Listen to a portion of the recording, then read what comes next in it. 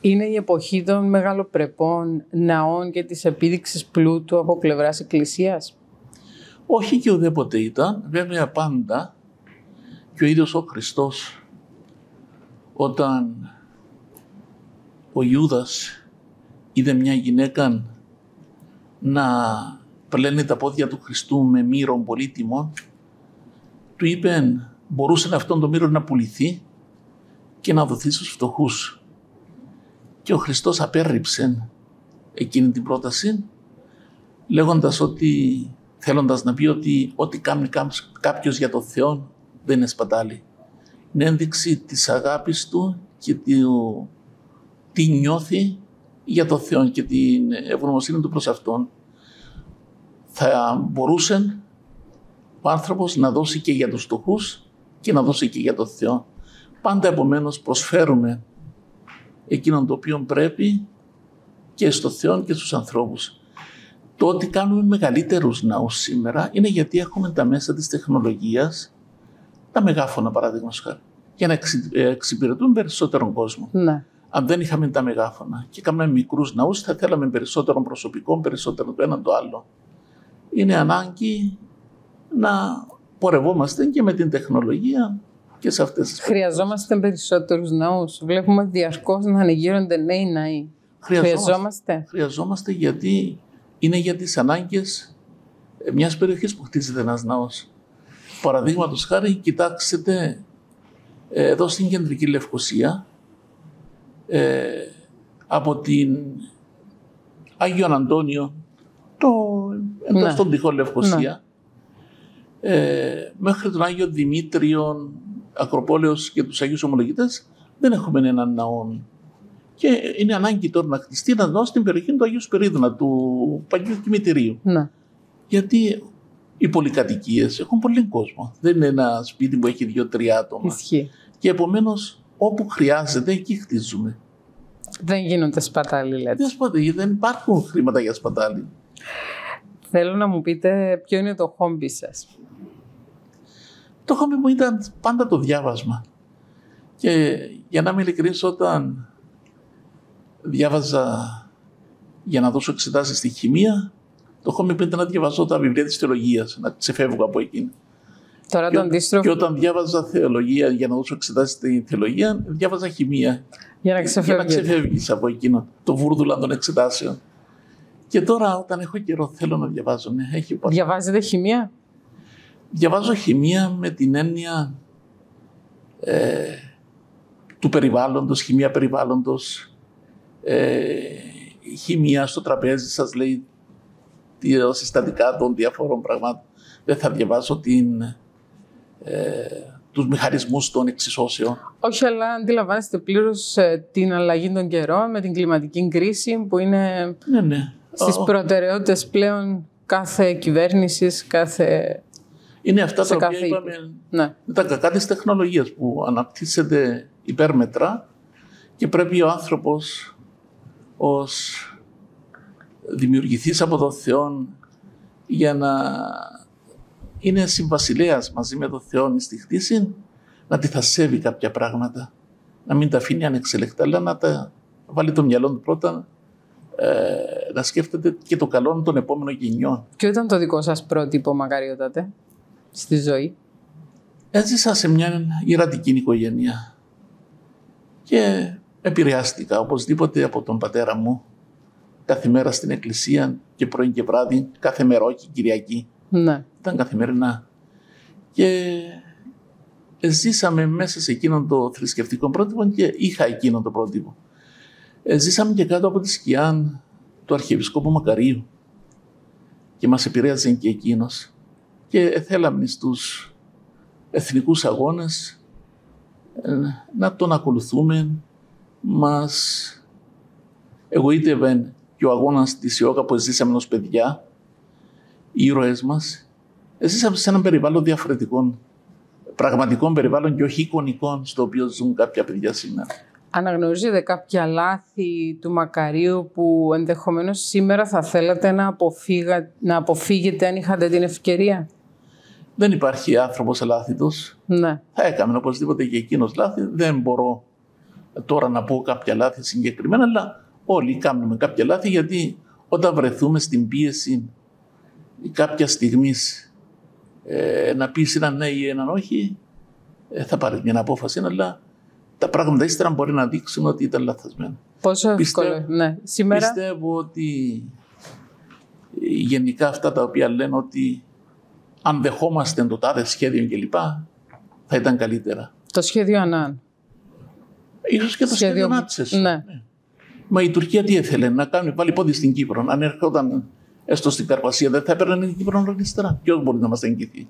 Και ποιος μπορεί να εγγυηθεί, βλέποντας και την Τουρκία σήμερα, ότι θα εκπλήρωνε εκείνα τα οποία έλεγε το σχέδιο Ανάν? Και βλέπετε, παίρνει εκείνα τα οποία χρειάζεται, την ωφελούν και προχωρά παρακάτω. Σήμερα ποια βλέπετε να είναι η λύση του Κυπριακού? Γιατί είστε ένας άνθρωπος, είστε προκαθημένος εκκλησίας που το εθνικό θέμα είναι στις ευαισθησίες σας. Βεβαίως, νιώθουμε την ανάγκη. Αυτός ο τόπος είναι πέραν των 3.500 χρόνων να κατοικείται από Έλληνες και δεν πρέπει να είμαστε η τελευταία γενιά σε αυτόν τον τόπο. Λέω ότι η εποχή που ζούμε είναι η εποχή των ανθρωπίνων δικαιωμάτων. Μπήκαμε στην Ευρωπαϊκή Ένωση με 1.002 θυσίες του λαού μας. Ναι. Εσείς μπορεί να μην θυμάστε, αλλά οι μεγαλύτεροι θυμούνται ότι πριν την είσοδο μας στην Ευρωπαϊκή Ένωση είχαμε τόσες μικρές βιοτεχνίες. Όλα έκλεισαν αυτά. Ήταν η θυσία, το τίμημα που δώσαμε για να μπούμε στην Ευρωπαϊκή Ένωση. Μπήκαμε γιατί θέλουμε κάποια ανασφάλεια. Όταν λοιπόν η Ευρώπη έχει γενικές αρχές, μια αρχή είναι ελεύθερη διακίνηση παντού, εγκατάσταση παντού, απόκτηση περιουσίας παντού. Εμείς γιατί να μην σταθούμε σε αυτά τα δικαιώματα που τα απολαμβάνει κάθε Ευρωπαίος και να πούμε να διακινούμαστε ελεύθερα σε όλη την Κύπρο, την πατρίδα μας. Ναι. Τα σπίτια μας, να εγκατασταθούμε στα σπίτια μας, όχι σε άλλο χώρο, στα σπίτια μας. Είναι αυτό εφικτό? Είναι ευσεβοποθισμοί στο τέλος της μέρας? Εάν επιμείνουμε, μπορεί η Ευρώπη να πει ότι αυτά είναι για μας και όχι για εσάς. Όταν όμως τους λέμε ότι δεν λέω αδικαιολόγητα, κάτω από την πίεση της κατοχής, δεχτούμε να κάνουμε εκπτώσεις στα δικαιώματά μας, μας λένε, τους δίνουμε το τέλειο άλοθη. Βρέστε τα, συζητήστε, βρέστε τα και ό,τι συμφωνήσετε θα τα επικυρώσουμε. Αυτό δίνει στην Τουρκία το δικαίωμα, όταν αποδεχτούμε κάτι, να βάλει άλλη προϋπόθεση. Να αποθρασύνεται. Μέχρι που να αποκτήσει όλη την Κύπρο. Ναι. Είναι ο μόνος τρόπος. Μπορεί αυτή τη στιγμή να είναι δύσκολο και να μην είναι εφικτό, γιατί η Τουρκία μένει λόγω της δύναμης. Όμως είναι ο μόνος τρόπος. Άλλος τρόπος θα ήταν απλώς να δεχτούμε τα αποτελέσματα και θα φύγουμε από την Κύπρο. Μπορούμε να περιμένουμε ακόμη μισόν αιώνα, θεωρείτε? Έχουμε καλύτερη επιλογή? Αν η επιλογή μας είναι να δεχτούν ότι θέλουν οι Τούρκοι, θα τουρκέψουν από τώρα. Θα περιμένουμε να δούμε αν ανατείλουν καλύτερες μέρες, αν γίνει μια αλλαγή στην περιοχή μας, για να χρησιμοποιήσουμε αυτά τα νέα δεδομένα. Αλλά πρέπει να δημιουργήσουμε και το ηθικό σθένος στα παιδιά μας, στη νέα γενιά, στον κόσμο. Ότι όσος χρόνος και να περάσει, διεκδικούμε τα δικαιώματά μας. Περάσαμε 8 αιώνες δουλείας, από το 1190-1200 μέχρι το 1960. Μπορούμε να επιζήσουμε. Άλλαξε βέβαια οι συνθήκες, είναι χειρότερες τώρα, αλλά δεν έχουμε άλλη επιλογή. Μάλιστα. Θέλω να ρωτήσω για την Εκκλησία της Κύπρου. Έφτασε ποτέ κοντά σε σχίσμα? Είδαμε πολλές φορές αντιπαραθέσεις, είδαμε μητροπολίτες να παρεκκλίνουν μίας γραμμής. Ποιες είναι οι δικές σας κόκκινες γραμμές για να μην προκύψει αυτό? Δεν έφτασε και δεν μπορεί να φτάσουμε σε σχίσμα, γιατί έχει τα μέσα για να αποφύγει η Εκκλησία το σχίσμα. Θα μπορούσε να πω ως παράδειγμα την στάση των 3 Μητροπολιτών εναντίον του Μακαρίου. Υπήρξε η λύση της Μίζωνος Συνόδου που έλυσε το πρόβλημα. Ναι. Και τώρα, αν υπάρχουν διαφορετικές φωνές, και από τις διαφορετικές φωνές και τις διαφορετικές τοποθετήσεις, μπορεί πολλές φορές να βγει κάτι το καλύτερο. να ακούσεις και τον άλλον και να βγάλεις το σήμερα. Στο τέλος, οι αποφάσεις γίνονται δεχτές, είτε κατά πλειοψηφία, είτε ομόφωνα αν βγουν.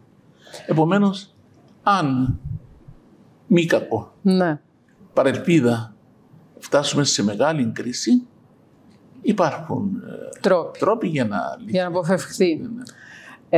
Έχει έρθει κόσμος σε εσάς, απλοί πολίτες, να σας πούν μαζέψτε τον τάδε. Είναι ακραίος. Μαζέψτε τον γιατί έκανε αυτό. Μαζέψτε τον άλλον γιατί μιλά στο πίμνιο και απευθύνεται έτσι. Έχουν έρθει μηνύματα σε εσάς. Έχουν έρθει. Διαβάζετε εφημερίδες? Βεβαίως διαβάζω εφημερίδες. Ναι. Και όλες τις εφημερίδες, όχι μια. Έχουν έρθει και μηνύματα και μπορούμε σε κατηδίαν συνάντηση με κάποιον να του υποδείξουμε ότι κάποια πράγματα να προσέξει. Αλλά και... Το κάνατε? Το κάνω βεβαίως. Ναι. Όχι το έκανα, το κάνω. Δεν θα μας πείτε παραδείγματα. Όχι, ναι. Αλλά νομίζω πως ο κόσμος είναι το καλύτερο κριτήριο. Αν δείξει ο κόσμος ότι δεν δέχεται αυτές τις τοποθετήσεις, θα καταλάβουν και εκείνοι ότι πρέπει να αλλάξουν πορεία. Είναι απλό για σας. Ναι, ναι. Είναι η Πάφος η αχίλλειος πτέρνα σας? Όχι, δεν μπορώ να το πω. Επειδή ήσασταν εκεί, Μητροπολίτης Πάφο, είναι γεγονός ότι για πολλά χρόνια ταυτίστηκα με τον λαό της Πάφου. Είναι ένας εξαιρετικός κόσμος εκεί, θρησκευόμενος κόσμος. Ίσως να περιμένουν κάτι περισσότερο. Ο χρόνος θα δείξει. Νομίζω ο χρόνος θα δείξει. Η διάδοχη κατάστασή σας ικανοποιεί? Δεν μπορώ να πω ότι είμαι πλήρως ικανοποιημένος. Να πω ένα παράδειγμα, ναι. Το οποίο δεν θα έπρεπε καν να υπάρξει. Όταν ζούσε ο μακαριστός Αρχιεπίσκοπος ο Χρυσόστομος ο Δεύτερος, απευθύνθηκα κοντά του, γιατί έτσι είναι η σειρά, και είπα ότι φέρω την επιθυμία του λαού της Πάφου να ζητήσουμε από τη Ρώμη την κάρα του Αποστόλου Παύλου να έρθει για προσκύνημα 10-20 μέρες στην Πάφο, όπου εκήρυξε ο Απόστολος Παύλος. Είναι και μια τάση τώρα του κόσμου να επισκέπτονται τους χώρους όπου ευημάτισαν οι Απόστολοι. Ναι. Έρχονται και από το εξωτερικό να δουν το θέση που εκήρυξε ο Απόστολος Παύλος. Και πράγματι απευθυνθήκαμε μέσω του Αρχιεπισκόπου προς τον Πάπα, ο οποίος δέχτηκε για πρώτη φορά να βγει η κάρα του Αποστόλου Παύλου από το Βατικανό, να επισκεφτεί την Κύπρο. Μας πρόλαβαν τα γεγονότα και πέθανε ο Μακαρίτης ο Αρχιεπίσκοπος, ήρθα εγώ στη θέση του και επομένως ζήτησα από τον νέο Μητροπολίτη να πάρουμε. Αρνήθηκε να δεχτεί την κάρα γιατί θα τη φέρουν οι καθολικοί. Μα ο Απόστολος Παύλος είναι Απόστολος της Εκκλησίας ολόκληρης και των Ορθοδόξων. Ήταν ένα πράγμα το οποίο δεν νομίζω ότι ήταν κάτι το οποίο πρέπει να γίνει και να συμβεί. Λέω ότι ναι. Με λυπεί αυτό το πράγμα, όμως αφήνω τον ίδιο ακόμα να σκεφτεί και τον κόσμο να τον επηρεάσει.